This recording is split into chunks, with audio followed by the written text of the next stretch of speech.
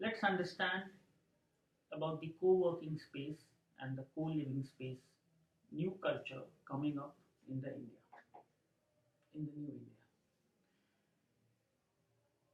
We have seen co-working space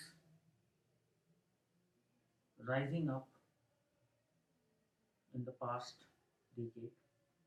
A lot of companies are trying to collaborate into one office in a co-working space and operate there. And that culture and that mindset shows that people are not ready, or the new age of companies are not ready to make heavy investments and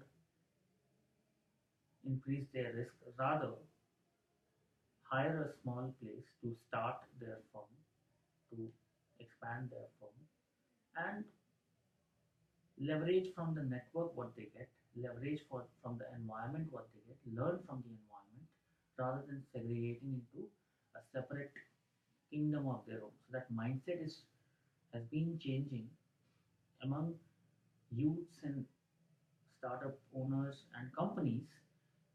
And if we understand that those people are the leaders of the nation, those people are the ones who think ahead, who are ahead of the curve. So they have started engaging in such activity for their workspaces. And now slowly that is expanding among masses. But similar to this is the co-living space.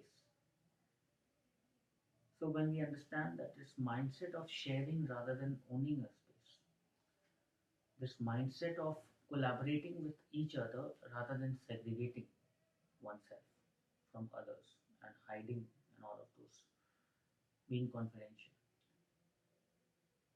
The emphasis on networking rather than secluding. So all of these changes, the idea of rental. So all these changing mindsets are also valid in the living space beyond co-working space. So that is also something which is being looked into, and a lot of firms like Oyo, or with the brand Oyo Life, Zolo, Nestaway, Gesture, all of these firms are realizing the importance of this space and how people are, a certain section at least as of now, youth wants, may not rent an entire apartment or own an apartment, a flat nearby to their workplace at the in their given budget, may look for places like co-working, similar to co-working, co-living spaces where they share the apartment, where they share, and that is happening, but not in an organized way. That needs to be customized by the consumers.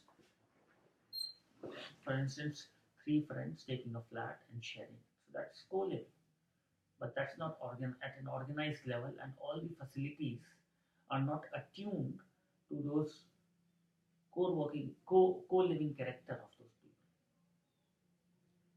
This is something which is being catered by these firms in these co-living spaces where you come and you pay for your single bed and single everything. There'll be other people of your generation with whom you will share the space, share your life, and all of these.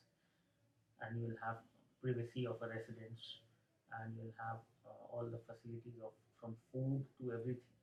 So you don't have to customize all of these requirements to your interest, and the location will also be very close to your workplace.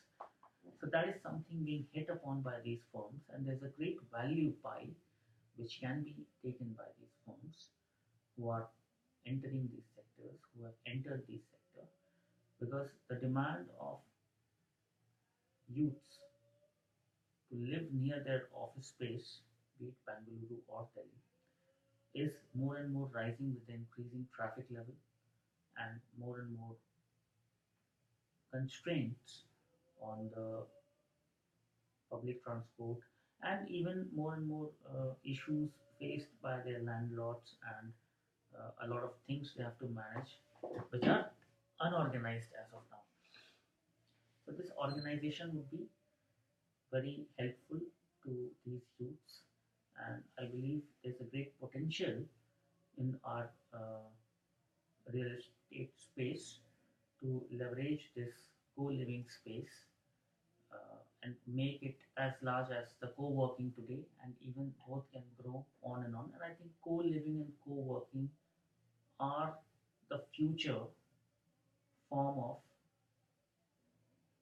work-life balance and future form of work culture. Thank you.